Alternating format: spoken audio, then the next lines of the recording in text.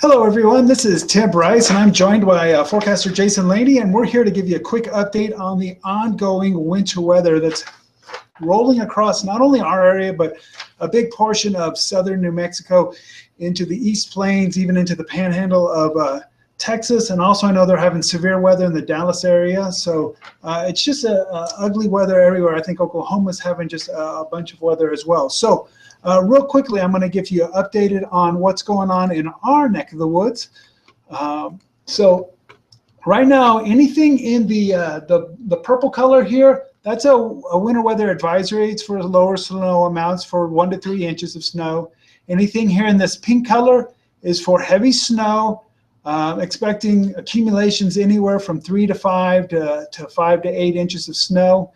And I've got some updated snow totals that I thought I'd give you guys here in just a few minutes. So we do have the advisories and the warnings as they were issued are still continuing and going on. So real quickly, looking at the roads around the area, let me refresh my New Mexico road session here and we'll jump over to Texas while that reloads. Texas right now, the only problem in the El Paso area is Trans Mountain is closed. It is closed. It closed early, I think around 6 o'clock. Most of the other streets, and I'll show you some webcams here in a minute, from around El Paso, the streets are wet and they're beginning to ice over, but they're not too bad so far. In New Mexico, it's a little different story. Let me zoom in a little closer here. Emory Pass is closed, and it's slick driving around the Silver City area. As you can see, slick driving around Deming. I know we just got reports of here on Highway 90 between Lordsburg and Silver City. It's not closed, but it is greatly impacted by snow and ice, and I think they've had a couple of accidents over there. So if you, and I know that things are getting slick in and around Las Cruces, and I'll show you some webcams here in a minute of those. So it's definitely, you don't want to be out and about and anything else that's going on. Oh, thank you. Jason just mentioned that Anthony Gap is closed as well. So those are the closures we've got so far. Is basically in we got San Agustin, or no, not San Agustin, but Emory Pass is closed, Anthony Gap is closed, and Trans Mountain is closed. But it's starting to get icy, and we've got something else Jason's going to talk about here right now that's going on. So let me get our screen back up there to show you what's going on weather-wise. Can you talk about that, Jason? Yeah, go ahead and hit my share for me right here so they can see everything that we're looking at. This is the wind. Now, if you've been outside, you know that it doesn't take much wind on a cold day or a cold night like this one to really start cutting through you. And while the wind chill factor, which is what we refer to when the wind combines with the cold air, can make us downright uncomfortable out there, this can also be a big issue when we have all of the snow around. Not necessarily snow that is falling, but snow that may have already fallen in some of these areas, because as the wind blows, it picks that snow up, causes pretty decent drifts to show up, but also reduces the visibility.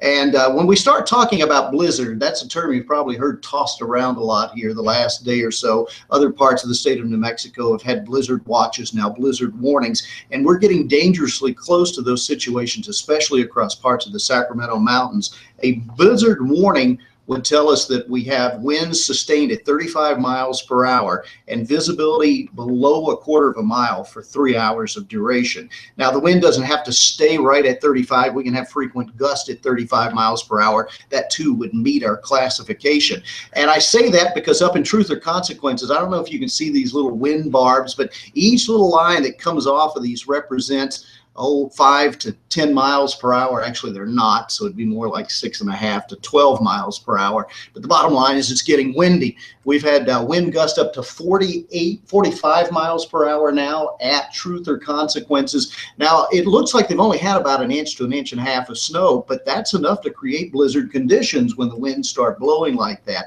So that's one area we're concerned about. And also, as you get over towards White Sands Missile Range, I was looking at that area, and you can see the winds are really starting to pick up. As Tim zooms in just a little closer on those, you can see some of the numbers, but they're basically reaching that 35-mile-per-hour threshold. You've got a couple of locations there with wind speeds in the 40s. And as you move over into the Sacramento mountains, even climbing up the highway into those high rolls has seen wind gusts in excess of 50 miles per hour in the last hour there.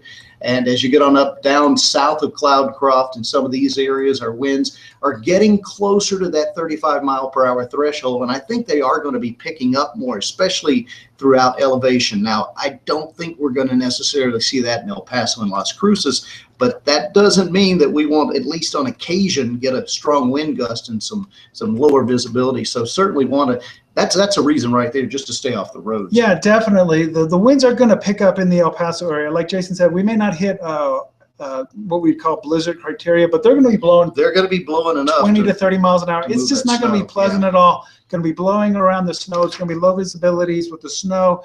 Snow is going to continue to fall, folks. We still have, let me show you the radar here real quick. We still have a band of snow that's basically going to sit almost stationary on top of us for the rest of the night. So it's kind of hard to tell from this picture here, but basically anything in green is light to moderate snow. So down here on the east side of El Paso, it may have slowed down a little, but we've got this band here, and this band is going to continue to rotate around, and it will continue once in a while to cross across Deming, Las Cruces, El Paso. They're going to see continued snow off and on during the night, and then when you combine that with that wind, you're going to see very difficult driving conditions. Streets are beginning to ice up. Like I'd mentioned, the difficult driving conditions around southern New Mexico. El Paso's not too bad yet, but it's only a matter of time. Yeah, well, we just did get some report we saw coming in by social media that we've got another problem for some folks around the El Paso area in central and eastern El Paso. We've got reports now of some power outages going on. And that's going to continue. And that's going to be hampered as well. Strong winds, this heavy wet snow can cause some of the power outages as it sets on the transformers. So it's going to be a busy night. And of course, crews are out there doing their best, because when the power goes out, the heat goes off in many cases, and that's not a good thing. So if you know anybody, make sure we all check on each other. So if you know anybody, you know, your abuelos, abuelas, anybody who's at home, just give them a call and see how they're doing. Make sure everything's okay. This is a satellite picture, and basically down here, right below the Bujil of New Mexico, is you can kind of see the pinwheel action. The clouds are kind of wrapping around. Basically, that's where our storm system is, and it's very slowly moving across northern Mexico. So where you see the brighter colored clouds here in the white, that's going to be, those are snow band. You can actually see one snow band very well highlighted right here. And that's going to continue to pinwheel right across our area. So we're going to see, like I said, continue to see moderate to occasionally maybe even a heavy snow across the region. So basically for El Paso, we're expecting another 2 to 4 inches of snow. But you know, the snow's not affecting just us here. We're also seeing very heavy snow and actual blizzard conditions in the East Plains of New Mexico towards Midland, up towards Lubbock and Amarillo. So if you have to travel, do not travel north and east for sure around the area. And you know what? It's just not a good idea to go out tonight and be traveling. Yeah, our midnight crew has already come in tonight. They came in early so they could get off the streets, so they could get off. Tim's one of these guys, can get off the streets before things got too bad. Those guys came in 4 or 5 hours early for us to help out tonight. And the last one to arrive, one of our forecasters came in and said, it was getting a little slick out there as he was coming in, and that was about 2 hours ago. Now you're looking at, Tim's pulling up a picture of Cloudcroft. It's interesting, our office right here, we're pushing the 5-inch mark right now for snowfall officially at our location. And you would think if we've got 5 inches of snow out in Santa Teresa, New Mexico, certainly they're going to have just a mountain of snow in the mountains. And they are starting to get some heavier snow, but it's been a little late arriving. We had what we call a dry slot situation setting up over the mountains, and folks were calling us early and saying, hey, it's not snowing. Why isn't it snowing here? And we said patience is the key word. It's coming. And you can see from these webcam images, while there's only 1 inch to 2 inches of snow around Cloudcroft right now, it is coming down very heavy. And forecast models, I just looked at the latest run, and they're showing another 12 to 18 inches of snow will be possible there by morning. Yeah, so it's definitely not over by any stretch of the imagination. Real quickly, I'm going to show you some webcams around the area. This is I-10 outside of Las Cruces on Motel Boulevard. You can see I-10 is starting to freeze up there. It's, again, like I said, just not a good idea to be out and about. Let me click here. El Paso, though, is not looking too bad. Here's I-10. You can see I-10 is still looking pretty wet. But my guess is that is not going to last much longer, with the, especially once the colder air starts to move in, because we're right about freezing still right now, and maybe 31, 30. But once we start to drop below into the upper 20s, you're going to start to see all the roads freeze up. And the reason is that once those temperatures drop, it's going to, the ice, all that liquid that's on the roads are going to freeze up, and then any snow on top of it. So it's just not a good idea to go out. Stay home, stay safe. If you're in town for the Sun Bowl, it snowed. Hopefully your team won.